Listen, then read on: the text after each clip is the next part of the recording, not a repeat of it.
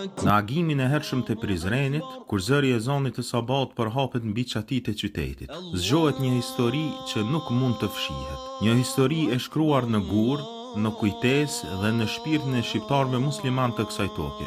Nga minaret që ngrihen mbi lumin Lumbard, deri të kaldërmët e vjetra të Shadërvanit, Prizreni ka qenë për shekuj me radhë zemra e kulturës islame shqiptare në Kosovë. Sot ka zëra që përpiqen ta shtrembrojnë këtë histori.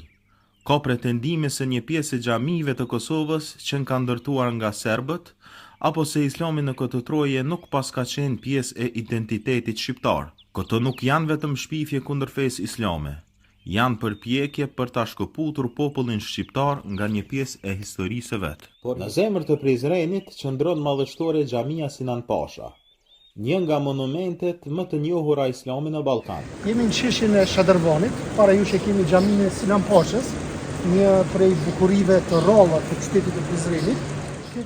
E ndërtuar në vitin 1615 nga Sinan Pasha, një shqiptar nga krahina e Lumës, kjo xhami nuk është thjesht një objekt adhurimi. Kjo xhami është ndërtuar nga Sinan Pasha, nga shqiptari, ma konkretisht shqiptari Sinan Pasha, nga fshati nga rrethina e Lumës së Shqipërisë, apo fshati i Vil, ma konkretisht.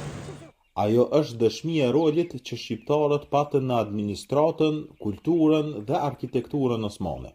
Sinan Pash shqiptari nuk ishte thjesht një zyrtar lokal, përmbajti pozita mjaft të rëndësishme. Ka shërbyer si bejlerbej i Budinit, ose në gjuhën e sotme guvernatori përgjithshëm i Budapestit të sotëm.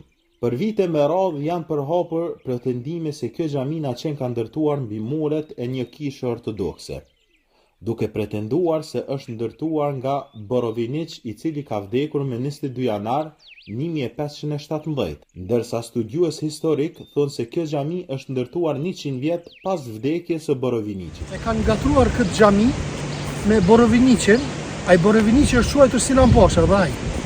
Ndërsa realisht kjo xhami është ndërtuar nga Sinan Pasha shqiptari dhe jo nga Borovinići.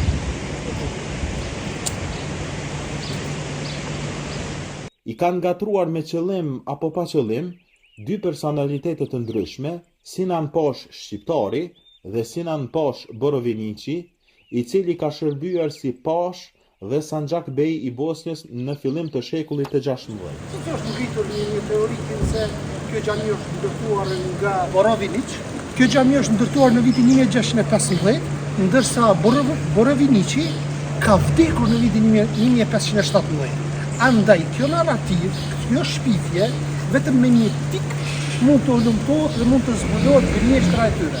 Studiues dhe dokumente historike tregojnë se pretendimet serbe dhe anti-islamike janë të egzageruara dhe të përdorura politikisht për t'i sulmuar shqiptarët e besimit islam. Po ashtu narrativa serbe dhe anti-islamike përdor si mjet gurët e përdorur në ndërtime të kohës osmane, të cilat kanë qenë praktike zakonshme në shumë qytete të Ballkanit, ku këto nuk provojnë pushtim apo zhdukje kulturore. Regjimi serb e përdori faktin e përdorimit të gurëve për të krijuar një legjendë se Sinan Pasha e kishte shkatruar me dhunë manastirin për të ndërtuar xhamin.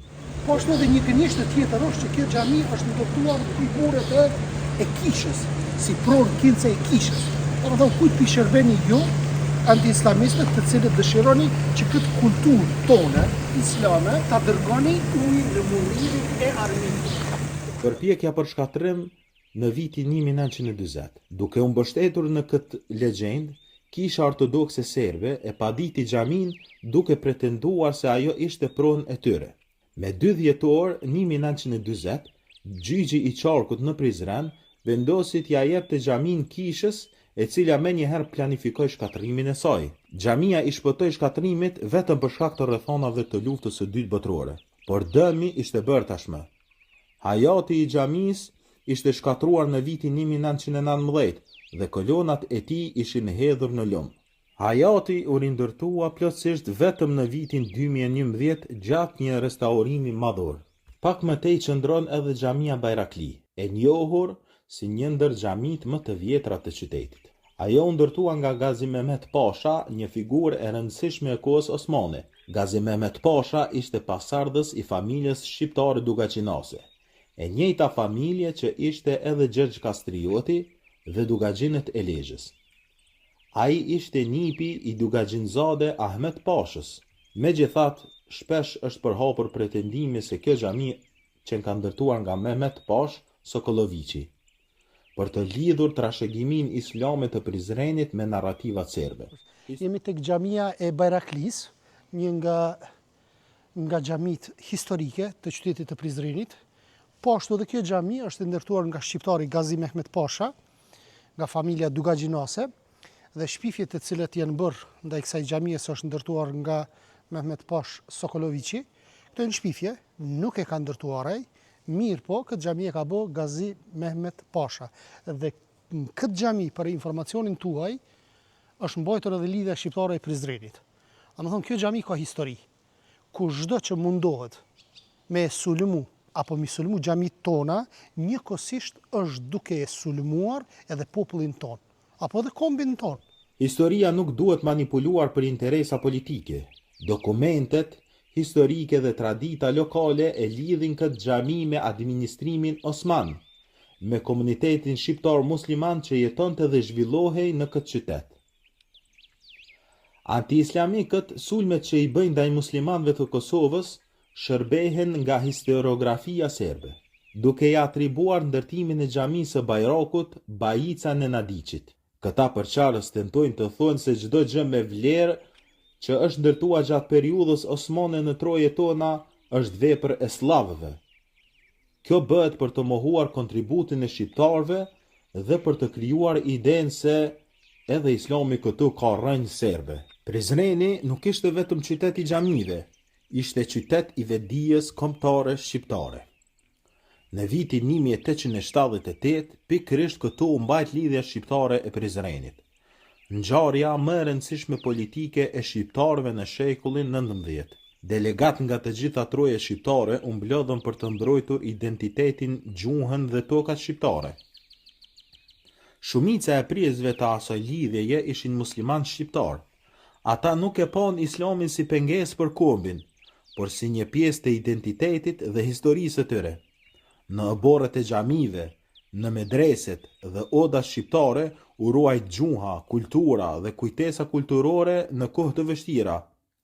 Të sulmosh trashëgimin islame të Kosovës nuk do të thot vetëm të sulmosh një fe, do të thot të sulmosh një pjesë të historisë shqiptare. Minaret e Prizrenit nuk janë të huaja në këtë tokë.